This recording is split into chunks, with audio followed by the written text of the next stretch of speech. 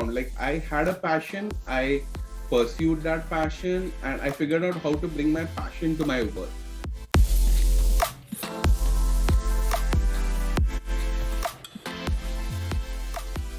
So welcome back everyone. We are back with the one and another podcast with the Mr. J. Karnik.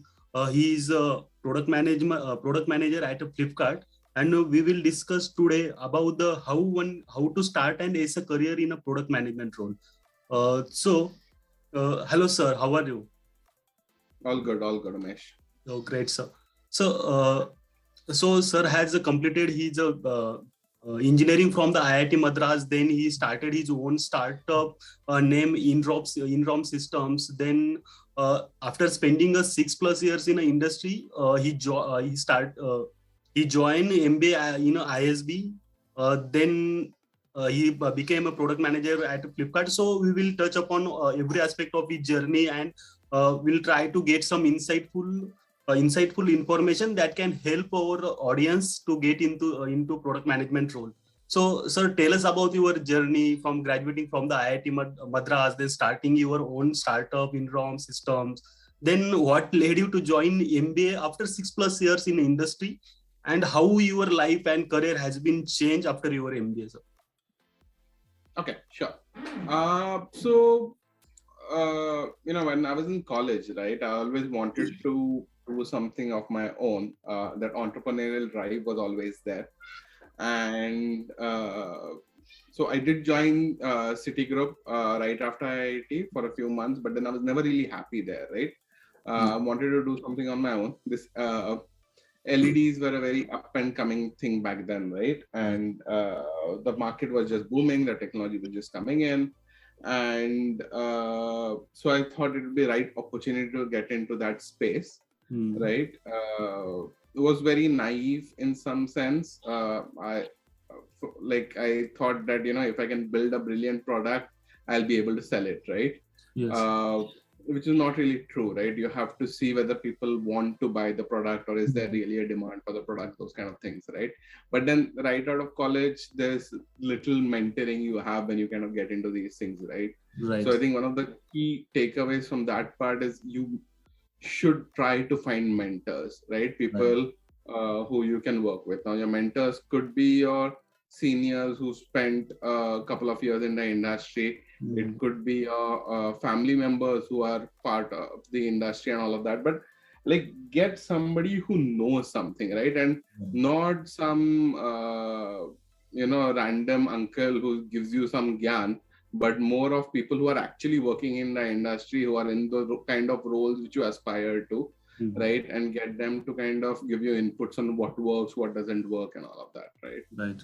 So I ran my startup for about 6 or so years, right? And went through the ups and downs of running a startup, right? Did everything initially myself, right? From the product development to figuring out the manufacturing processes to doing the sales, and then eventually we hired a team and all of that, right? But then there was never really this product market fit. That's the term which is used, right? Yes. Where what I was selling, right, I had not validated whether people actually wanted to buy that. And despite hints and inputs that they were looking for something else, right? So to give you an example, we were offering a very high quality product with a warranty of 5 years. Okay. But the market, we consistently got the feedback that, hey, 5 years is too long a time. Excel, like 1 year warranty is good enough. 5 years later, we don't know whether you will be there, I'll be there, kind of thing, right? And we ignored that feedback in some sense. I'm not saying completely ignored it, but we always thought that, hey, we'll find the right customer. And once we find the right customer, they would be willing to buy it, right? So there are a lot of learnings there. We try to pivot the business also into more of a service-based model. But ultimately, it was turning out that the business had become kind of unsustainable. And at which point, I decided to move on. Now, this was around 2016-17 timeframe, right? And like 15-16 timeframe was when I had really started thinking about what next step should I do. And one of the problems at that point was, I don't know whether it's still true today or not. People talk a lot about entrepreneurship, right? And how entrepreneurs will make great product managers, and entrepreneurs have a lot of insights and all of that. But ultimately, when you, the one problem with being an entrepreneur is your network becomes very limited, right? When you're working in a company, you are in touch with like-minded people, you're in touch with your peers who are in the same space, right? Versus when you're running a startup, and especially when you're running a small-scale startup, right, you're pretty isolated. So one, you don't even have an idea of what the industry is. You don't have the connections, right? So ultimately, when I tried looking for a job, there's nothing really which I was getting which was worthwhile, right? The salaries being offered were abysmal. And at which point I said, yeah, with this kind of experience, I mean, without an MBA, I'm not going to be able to level up. Nice. So MBA was definitely a step in the right direction. When I did apply for my MBA, though, it was, I didn't go in expecting to get a lot out of it. I thought it would be more of a stamp, right? And brand names. Yeah, brand name, right? But I did end up getting a lot from it. I think I ended up getting a lot more from my MBA than my other peers, simply because I had done the entrepreneurship part, and I had actually idea of each and every one domains which were being taught, right? As compared to having some vague theoretical notion. So I definitely recommend to people who are thinking about doing an MBA, do get your hands dirty in the real world before entering the MBA. You'll get a lot more rather than jumping directly from college to an MBA, right? But yeah, so post that, because I did not have a job before, like a conventional job before, I struggled to kind of get a job. Also, I was struggling with what is the right kind of role for me, because as I mentioned, right, when you're working in a startup, you're doing everything. And when you want to work in the industry, right, you have to pick a specific domain, pick a specific role. Now, because you're working in a startup, you have no idea what kind of roles and domains exist at all, right? And the internet is not very helpful in that regard. The internet will give you some notion of it, but unless you talk to people, unless you interact with people, it's going to be difficult, right? So again, that industry mentor, industry know-how is really helpful. I managed to get one or two mentors who were really great, who kind of helped me figure out what the right kind of roles would be, how to pitch myself, right? Because ultimately pitching yourself is very important, right? Nobody, the sad reality is nobody is going to take you on and train you to do the role, right? Unless you're like a very menial role. You have to prove that you can do the role before you're hired, right? And at least you need to prove that you have the capability to do the role, right? So it's very important to position yourself as such. And so yeah, so I think it took me almost a year and a half after my ISB before I joined Flipkart, right? And yeah, so that's the journey from start. That's great, sir. Like,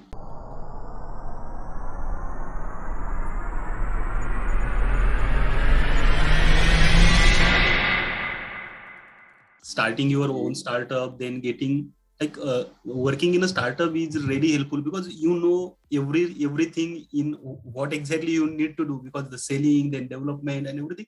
And now if I see back then in the 2010, or we also use those traditional yellow lights, but now those lights are nowhere, because in every house there are LED. So yeah, these changes takes time. And exactly as you said, the industry mentor, it's really plays an important role. That's why we are bringing the professionals like you over these over a YouTube channel, and try to bring some insight to our students. Also, sir, joining a company as a new product hire is an exciting opportunity to kickstart or fuel a product career after your MBA. But how you establish yourself as a role function in your company will play a huge role in determining your success as a product management. Because many times I heard that your first 50 days at any organization are very important, which determines your success in that particular organization, or what you are going to be in that organization, or how your managers, your peers will treat you. So how one can establish themselves in the organization after joining? So I've heard that as well, and honestly, so one of my VPs, right, at Flipkart, he actually told me that in one of our first meetings, right, that Yeah. hey, in the first 3 months in Flipkart, first 50 days, first 3 months, debatable, right? Yeah. He said you have to make an impact because that is what will define how people see you, right? Right. I personally don't think that's very true. Okay. Uh, because all of these things, right, are so you guys probably have at least heard about this prisoner's dilemma, right, where Right. you have two people, and the best course of action for both of them is to confess, because that way both of them will end up getting a lower sentence, No right? worries. Because if you confess and the other one doesn't confess, then you end up going for a longer period, Longer right? period. A longer period, right? Mhm. But there is a slight nuance to that prisoner's dilemma game, right? Yes. Let's say the actions are repeated, right? Right. Wherein after after the first this thing, right, you both go to jail. Then Mhm. let's say a year later, both of you ask the same thing, right? And Right. then both of you have to either confess or not confess, right? Mhm. And then again next year, right? So if it's a repeated game rather than a one-time game, right, Right. then your best strategy becomes to keep quiet, Mhm. right? And the reason is because if you've ratted out that person before, right, then that person will know and rat you out the next time. So then both of you will end up ratting each other out. Right. But if you know that this situation is going to arise again, then Mhm. it helps to build that trust with the other person so that both of you don't rat out each other. Okay. Okay. So in an org also, right, if you can make an impact in the first 3 months, first 50 days, great, right? Nothing like it. Right. Uh, but most people, when they enter an org, right, especially a larger org like Flipkart, right, Right. you will find it very difficult to make an impact. I mean, in fact, the first 3 months you'll actually spend struggling trying to get an idea of how the company itself works, Yes. right? In which case you've not really lost that opportunity, right? You can still go ahead and make an impact. My suggestion there is, rather than focusing on making an impact in the first 50 days or first 3 months, right, Yes. focus on doing something which focus on finding something which you really really like doing, Okay. and figure out a way in which you can bring that into the company. For example, so what I did was, when I joined the company, right, so one of my so I had a lot of robotics background in college, right? Yes. So one of my interviews we talked a lot about what the robotics culture in India is and how to develop a robotics culture in Flipkart and all of that, right? Now at that point Flipkart wasn't really doing too much into robotics, right? I mean, it was doing a lot of automation, don't get me wrong, but in this robotic space as such, there was limited this thing, right? So when I joined Flipkart, I talked to the VP, and I basically presented a proposal of Flipkart sponsoring a robotics competition, Yeah. right? And that's how we started this competition called Flipkart Robotics Challenge, which is part Yes. of Grid, right? So it's happened for 2 years now. The first year, because of COVID, we couldn't get people to build Oh. the robots. In the second year, people built the robot. This time, we are even thinking of going much, much bigger than what we did last time, right? So this was something which I really loved, and I figured out a way of bringing what I loved into the workplace, right? Yes. And then because I did that, I was able to generate impact, right? So I didn't really look at what is Flipkart doing, right? I mean, I'm not saying that that's the only way to do it, right? Yes. But this is one way which I found. Like, I had a passion. I pursued that passion, and I figured out how to bring my passion to my work.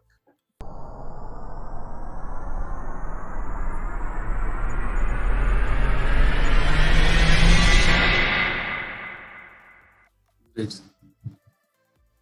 Sir, that's how, because we have that dilemma, because many freshers are there. So when fresher join in, he wanted to be a standout from the rest of the peoples, and then this dilemma comes in.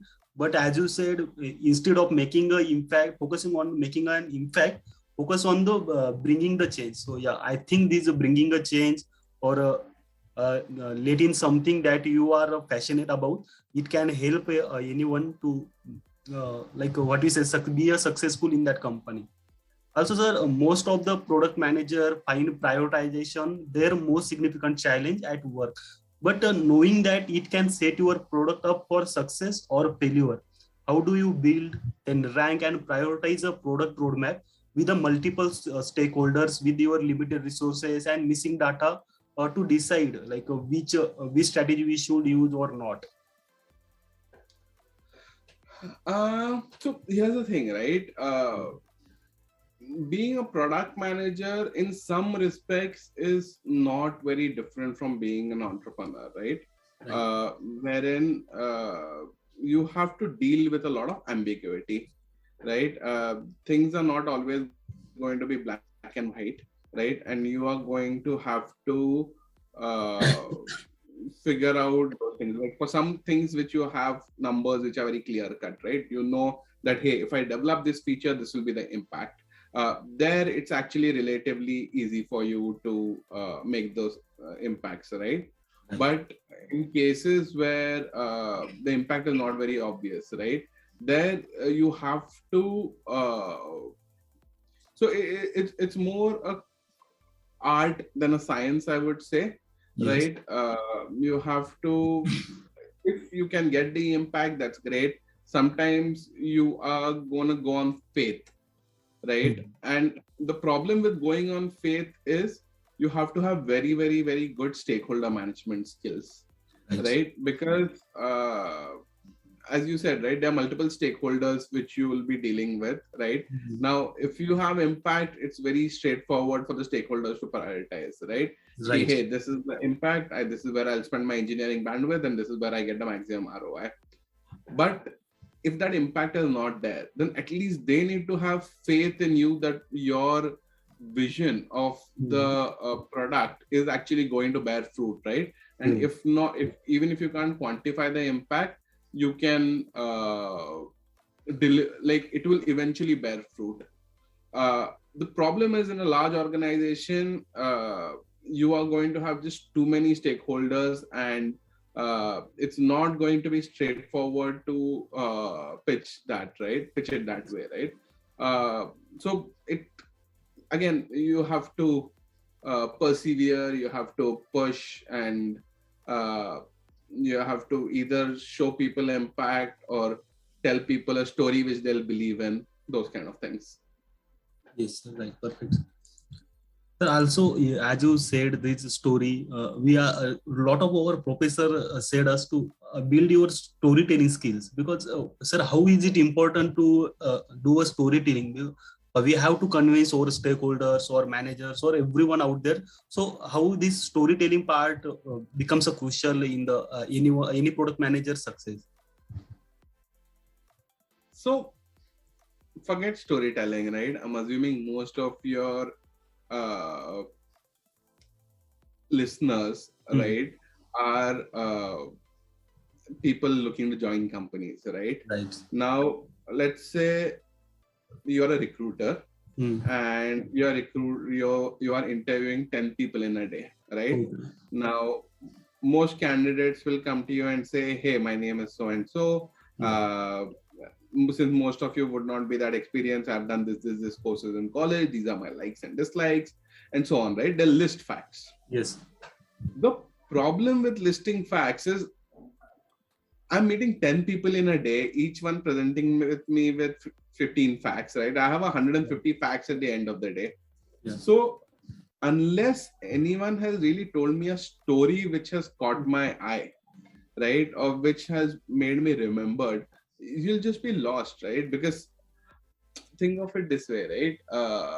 So let's say instead of that, so this was my pitch, right? When I was interviewing, Right. that you know, hey, I was always interested in robotics, and I Yeah. wanted to do a startup of my own. The kind of robotics competitions I participated in.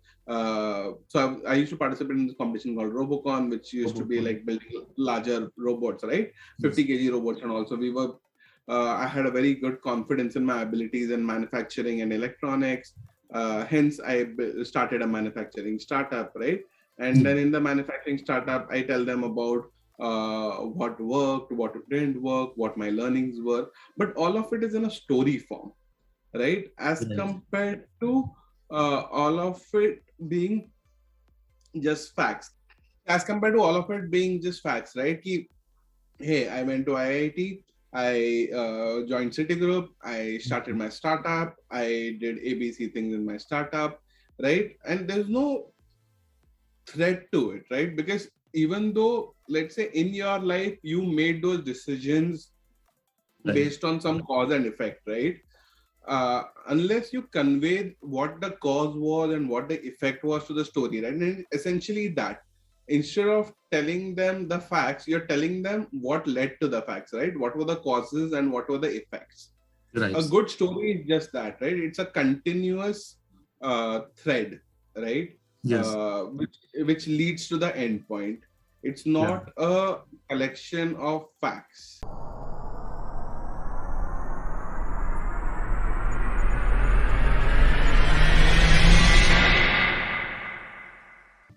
Sir, as you were discussing about these product specifically, so if we see there are multiple, like millions of users that they are going to use your product.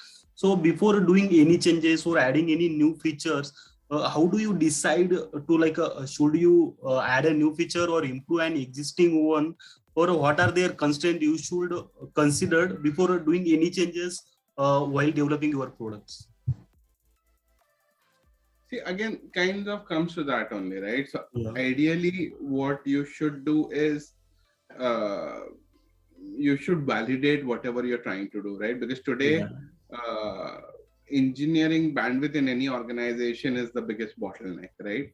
Which Right. means you have to prioritize between multiple projects, right? And that's true for life also, right? You can't do 10 things simultaneously. So you have to choose whether you will read a book or watch Netflix, Oh, right? It's always that trade-off which you have to do. yeah. So in some sense, if you can, let's say, test your hypothesis, right? Right. Make some very incremental change and see whether that's actually helping or not, right? That would be the best way, right? Yeah. Otherwise, you look at the impact, right? Mm. But again, it's difficult to get impact without actually building it, right? So it's a chicken and egg problem. So the way to do it is you build a very small thing, a minimum viable product, right?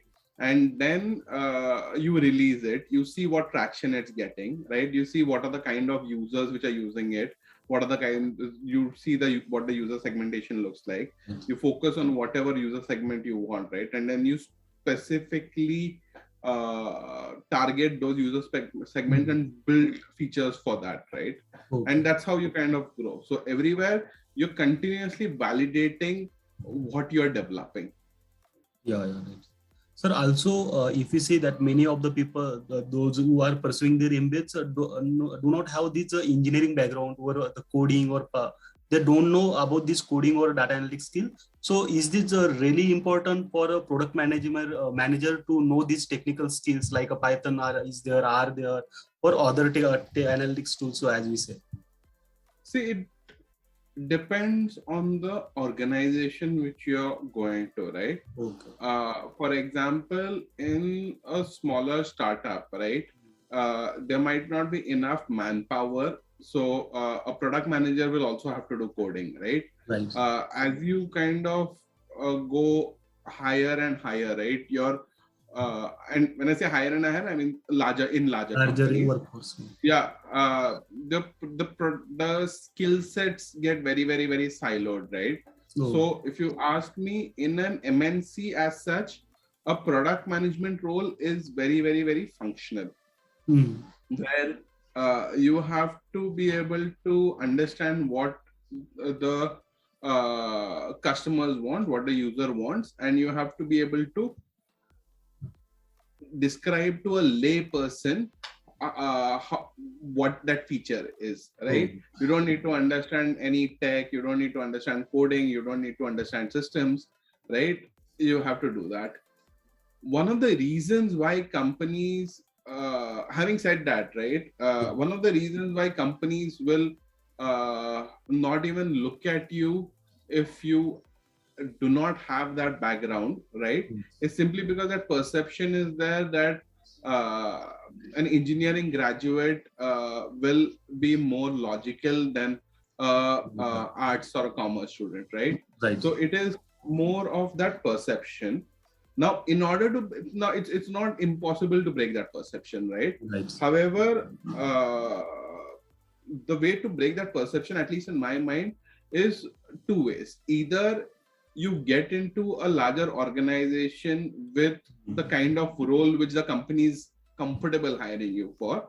So for example, if you're not a non-science student, right, then maybe company would be comfortable hiring you in a non-product, non-engineering role, right? Something like business development, sales, right? So you get into that, and then once you get into the org, you kind of work on upskilling yourself and convincing internally that, hey, I have the skill set, I want to move to a product function inside the company, right? That would be one way of doing it. The other way of doing it is join a smaller firm, right, which is not so hung up on hiring only science students, right?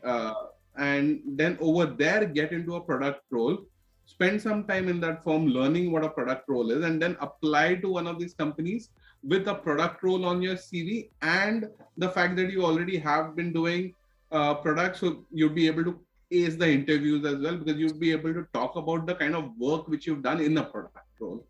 Right. So that's the idea. Okay, sir, great, sir. Sir, as we are running out of the time, so I am going to focus on the interview part. Now, can you give us an insight and some tactics tips that might help product management as aspirants start their careers or switch their jobs from to one domain to another? Or also, how can these aspirants should approach an interview and tackle questions that range from the product thinking and product stage? So I kind of already covered how you get into product, right? So I'll talk more about the interview, product interviewing, right? So problem solving and product thinking.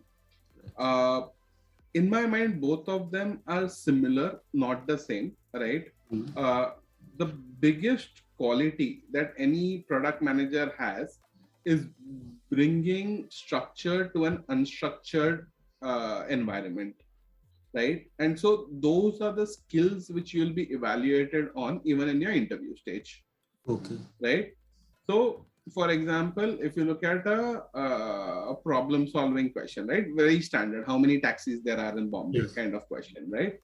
Now, they don't expect a correct answer from you, right? It's much easier to kind of just Google up the answer and you'll get a better answer than whatever you can think in the interview, right? The point is more of, can you structure the question? Can you break it down into its components and give it correctly, right?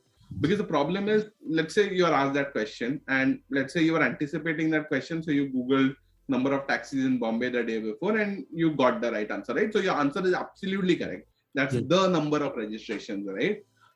You will actually fail that interview if you just give an answer which is correct without actually structuring it, right? Because had you been asked how many taxis are in Bangalore, you would not have been able to get that answer, right? Just because you know the number in Bombay. But if you can structure it, right? For example, if you structure it like that, how many people there are in Bombay, and then what is the average commute to work? How many of those people can afford to go in a taxi versus how many of those can't afford to, right? And then what is the travel time, and then based on that, what is the number of taxis which will be required, right? This is one way to go about it. The other way to maybe go about this is do a slightly different segmentation, right? So based on the number of people, you see the number of companies there are in Bombay, right? And then how many jobs which these companies offer, and then which are the jobs which are highly paid, right? This is another way to kind of structure this answer, right? Neither of them are wrong. And in both of those cases, if you do structure it in that way, right, you will actually do well in the interview, as long as you're able to create that structure, right? Because they're really not. So I have given interviews, and I have been in I have taken interviews where we have asked similar questions, right? And we never really look for the answer. We don't care about the answer. In fact, a lot of times when they break it up for me, right, and then at the end of the day when the calculation is required, I don't even ask the final number. I'm just looking at, can they actually give me the structure, right?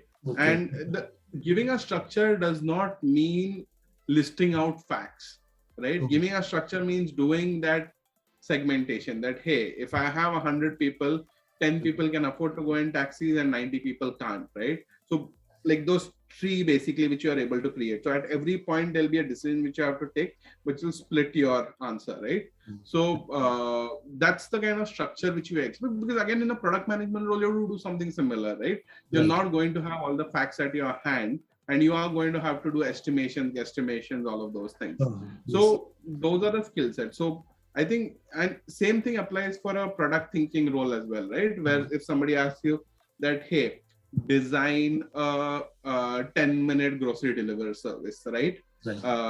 Which is a standard kind of product question. Now over there also, you're doing the same thing. Like you're looking at, hey, which is, if I have to do 10 minutes, then what is the radius in which I can deliver? What is the area? What is the demographic of that area? How many people will order from my app in that area? What would be the penetration which I would do, right? So it's again structuring the answer. So what you do, right, or the answers which you give are more or less irrelevant as long as you present a proper structure. Right. Yes, sir. Yes, sir. That's it from our side. Like we have discussed about how you can approach selecting these roles, then how you can grow in these roles. So yeah, this has been a very insightful session. We from a Growjunction, on behalf of the Growjunction, I thank you for accepting our request to enlighten us with your journey and your experience. We are really grateful to you, sir. Yeah, thank you, sir. Sure. Best of luck, guys, and do well. Yeah, thank you, sir, very much. Yeah. Okay.